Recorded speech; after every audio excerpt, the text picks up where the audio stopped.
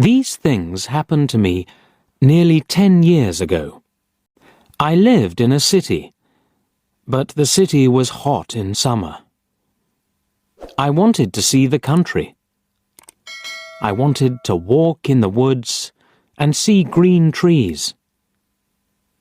I had a little red car, and I had a map too. I drove all night out into the country. I was happy in my car. We had a very good summer that year. The country was very pretty in the early morning. The sun was hot, and the sky was blue. I heard the birds in the trees. And then my car stopped suddenly. What's wrong? I thought.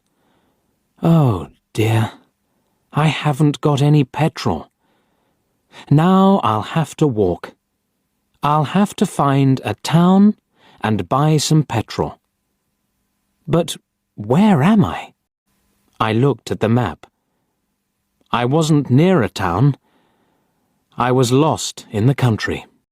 And then I saw the girl.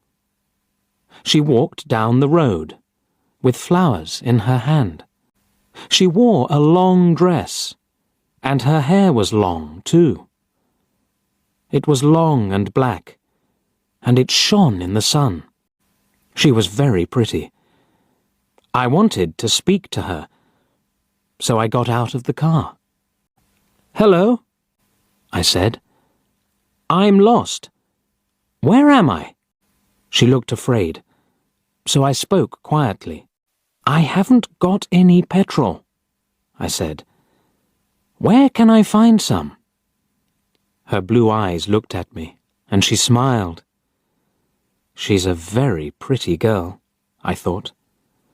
"I do not know," she said. "Come with me to the village. Perhaps we can help you." I went with her happily, and we walked a long way. There isn't a village on the map, I thought. Perhaps it's a very small village. There was a village, and it was old and pretty. The houses were black and white and very small. There were a lot of animals. The girl stopped at a house and smiled at me. "Come in, please," she said. I went in. The house was very clean, but it was strange too. There was a fire and some food above it. I felt hungry then. That's strange, I thought. They cook their food over a wood fire. Perhaps they have no money. I met her father and mother, and I liked them. They were nice people, but their clothes were strange. "Sit down," said the old man. "Are you thirsty after your walk?" He gave me a drink, and I said, "Thank you." But the drink was strange too. It was dark brown and very strong. I didn't understand, but I was happy there. I asked about petrol, but the old man didn't understand. "Petrol?" he asked. "What is that?" This is strange, I thought. Then I asked, "Do you walk everywhere?" The old man smiled. "Oh, no. We use horses," he said. Horses, I thought. Horses are very slow. Why don't they have cars? But I didn't say that to the old man. I felt happy there. I stayed all day, and I ate dinner with them that evening. Then the girl and I went out into the garden. The girl's name was Mary. "This is nice," she said. "We like having visitors. We do not see many people here." We spoke happily. She was very beautiful. But after a time, she began to talk quietly, and her face was sad. "Why are you sad?" I asked her. "I cannot tell you," she said. "You are only a visitor here. We have to say goodbye tonight. You have to go now." I didn't understand. I loved her. I knew that. And I wanted to help her. Why did I have to go?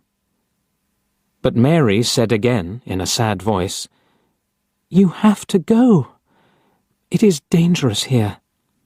So I said, "I'll go to the next town and find some petrol. Then I'll come back." She didn't speak. "I love you, Mary," I said, "and I'll come back to you. You won't stop me." She said goodbye to me at the door. Her face was very sad. And I was sad too. I didn't want to go. It was midnight. The night was very dark, but I walked and walked. I was very tired when I saw the lights of a town. I found some petrol, and then I asked the name of the village. But the man at the garage gave me a strange look. "What village?" he asked. I told him about the village. I told him about the old houses and the people with strange clothes. Again, he gave me a strange look. He thought, and then he said, "There was a village there, but it isn't there now. There are stories about it. Strange stories." "What do people say about it?" I asked.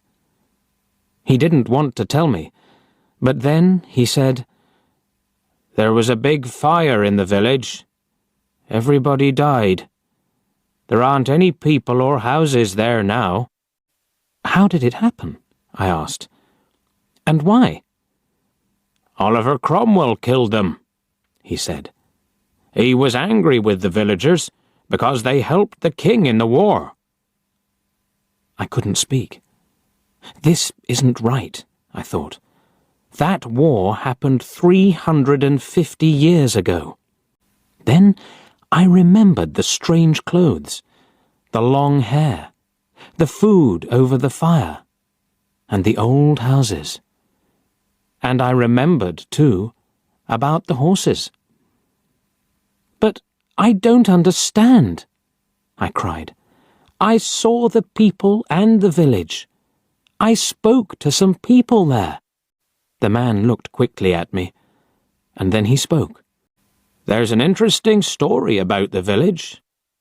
For one day, every 10 years, it lives again. But only for one day. Then it goes away again for another 10 years. On that one day, you can find the village, but you have to leave before morning, or you will never leave." Can this be right? I thought. Perhaps it was. Mary said, "You have to go." She loved me, but she said, "We have to say goodbye." She was afraid for me. Now I understand, I thought. I went back to the village, but it wasn't there. I looked again and again, but I couldn't find it. I saw only flowers and trees. I heard only the sound of the birds and the wind. I was very sad. I sat down on the ground and cried. I will never forget that day. I remember Mary, and I will always love her. Now, I only have to wait 2 months. The village will come back again. On the right day, I will go back. I will find her again, my love with the long black hair. And this time, I will not leave before morning. I will stay with her.